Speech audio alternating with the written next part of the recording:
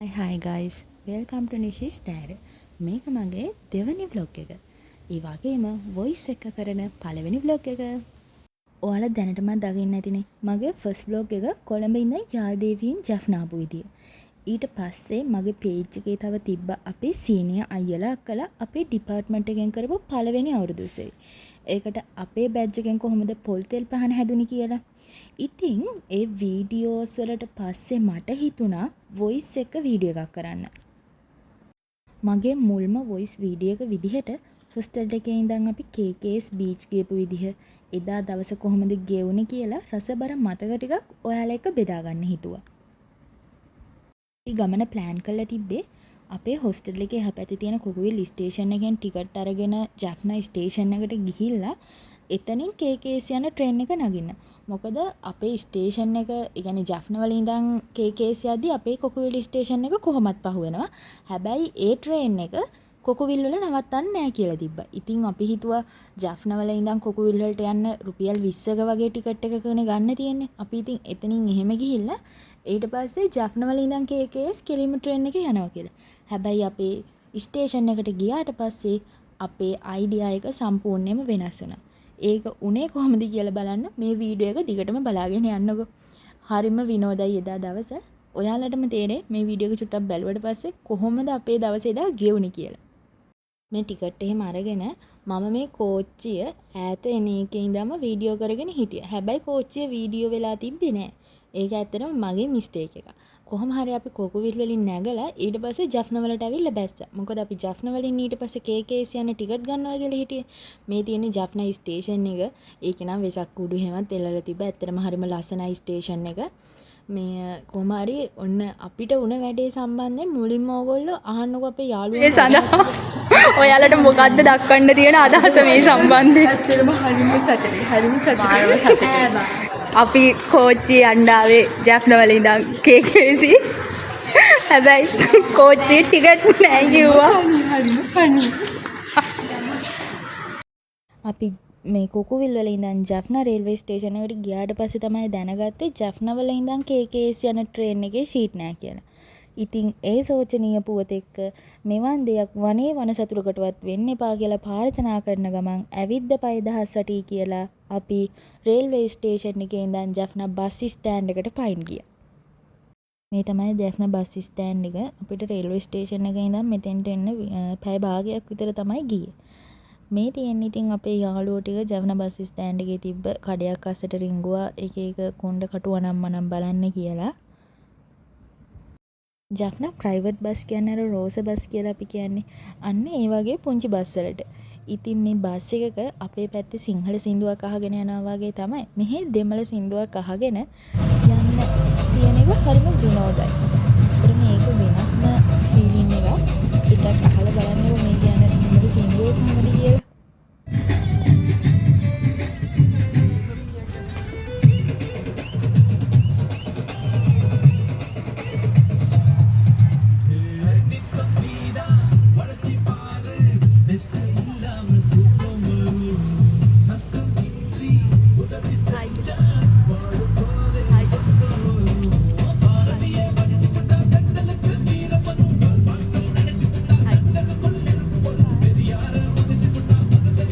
මේ බස් එකේ යද්දි දැක්ක ලස්සන කෝවිලක්. ඇත්තටම කෝවිල ළඟ බස් එක චුට්ටක් කරලා නතර කරන් හිටියා කට්ටිය බහින්න. වීඩියෝ එක දික් වෙන හින්දා මම වීඩියෝ එක ස්පීඩ් දාලා යවනවා කෝවිලේ වීඩියෝ එක. ඇත්තටම කෝවිල මාර්ම ලස්සනයි. අපි ඉතින් ඔන්න ආව අන්තිමට බීච් එකට. ඇත්තටම මේ බීච් එක මාර්ම ලස්සනයි. එකපාරක් හරි ජැෆ්නා එනවා නම් අනිවාර්යෙන් අමතක නොකර KKS beach යන්න ඔයාලා. මේ ඉතින් අපේ කට්ටිය කාලා හිටපු නැති හින්දා අපි කෑම ඕඩර් කරා. මොකද අපි අර වෙච්ච ප්‍රශ්නෙත් එක්ක අපි මෙහෙට එද්දි 12 මාර පහුවෙලාද කොහෙද තිබ්බේ මට මතක විදිහට. ඉතින් අපි කෑම ඕඩර් කරා. අපි ඉතින් රයිස්, ඒ කියන්නේ මෙහෙ ෆුල් රයිස් කිව්වහම අනිවාර්යෙන් පිඟන් දෙකකට දෙනවා. ඊට පස්සේ අපේ යාළුවෝ කොත්තු ඕඩර් කරලා තිබ්බා. කොහොම හරි අපි ඉතින් කාලා බීලා ඉවර වෙලා රැල්ල පා ගන්න තමයි හදුවේ. මේ තියෙන බීච් එක මාර්ම ලස්සනයි. view එක රැල්ල පා ගන්න පුළුවන්. මේකේ නානව ගොඩක් කට්ටිය ඇවිල්ලා මාර්ම ලස්සනයි බීච් එකේ මම ওই සිප්පි කටුව නම් මනම් එකතු කරපු වීඩියෝස් උත් තියෙනවා ඉස්සරහට බලාගෙන යන්නකෝ බීච් එක නම් මාර්ම ලස්සනයි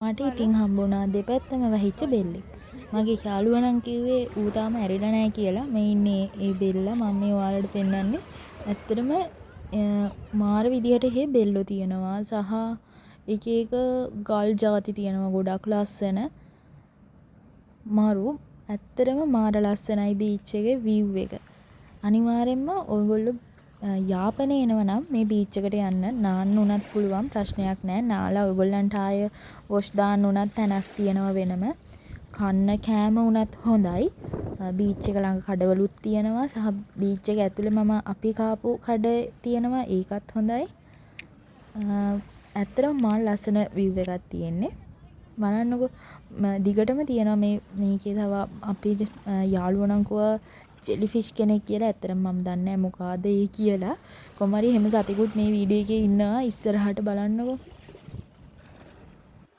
මම බීච් එක වීඩියෝ කර කර ඉද්දි මම දැක්ක ගර්ල්ස්ලා දෙන්නෙක් එතන තියෙන සිප්පි කටු වගේ ගහලා ඉන්නවා ඊට පස්සේ මම ගිහිල්ලා බැලුවා මොනවාද කියලා ඒගොල්ලෝ මගෙන් කතා කරපු හින්දා මාත් ගිහලා කතා කරලා අහුවා විස්තර ඊට පස්සේ තමයි ඒගොල්ලෝ මේ අහුලපු සිප්පි කටු තමයි මම මේ ඔයාලට පෙන්නන්නේ මාර ලස්සන සිප්පි කටු එකක් කියලා අහුලලා තිබ්බා එයාලා මං හිතන්නේ මේක එකතු කරනවා.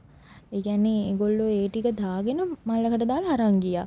ගොඩාක් වෙලා තිස්සේ ඉඳන් ඒගොල්ලෝ එතන හිටියේව අවුල මේ දෙන්නගෙම ඔය තියෙන එක ලස්සන ඒවා තියෙනවා. පාට ඒවා ඇත්තටම හරි ලස්සනයි. ඒගොල්ලෝ අහුලලා තිබ්බ සිප්පි කටු ටික ඔක්කොම. ඉතින් මං අර කලින් කිව්ව ජෙලිෆිෂ්. ඇත්තටම මේ ජෙලිෆිෂ්ද කියන නම් මං හරියටම දන්නේ නැහැ. යාළුවෝ කිව්වා මේ ජෙලිෆිෂ් කෙනෙක් කියලා. කොහොම හරි මෙයා ඇඟේ ගෑවිලාද මන්ද යාළුවෙක්ගේ ඇඟත් කසනවා කියලා කිව්වා. බීච් එකේ ඉඳලා ආවහම අනේ මන්ද මම දැන් ගොඩක් වෙලා තිසියා වීඩියෝ කර කර හිටියා රැල්ලට එනවා. ආයි යනවා රැල්ලත් එක්ක. ආයි එනවා. ආයි යනවා. ගොඩාක් වෙලා තිසියා හිටියයි අපි හිටපු තැන කැරකි. කොහොම හරි අන්තිමට එයා ගියා. මේ බලන්නකෝ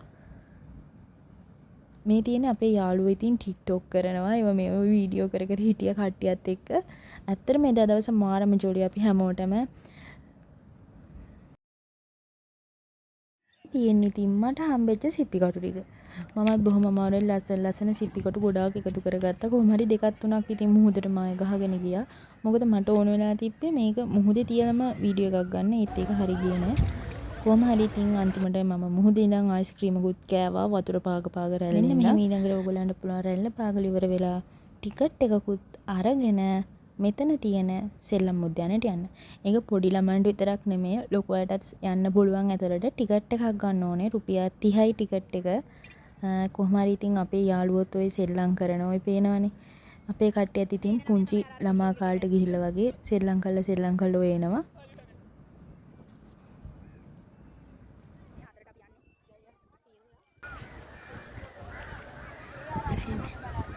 අදහස් දක්වන්න අද දවස ගැන.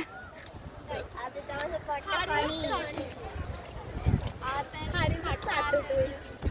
අපි පොඩි ළමයි වගේ සෙල්ලම් කොහොම හරි අන්තිමට අපි 6ට කලින් හොස්ටල් එකට ආවා. හොස්ටල් එකට එන පාරේදී අපි දැක්කා ඉර එක පැත්තකින් බහගෙන යද්දි අනිත් පැත්තෙන් හඳ නැගගෙන එනවා. ඉතින් ඒකේ ෆොටෝස් දෙකක් මගේ යාළුවා හරි ලස්සනට ගත්තා. ඉතින් කොහොම හරි එදා දවස අපි ඇත්තටම මාරම සතුටින් ගෙව්වා. මාරම දවසක් එදා. කොහොම හරි මගේ vlog එක දැන් ඉවරයි. මේ vlog එක ගැන අදහසක් ඔයාලා පහලින් කමෙන්ට් කරගෙන යන්න. එහෙනම් මං යනවා. bye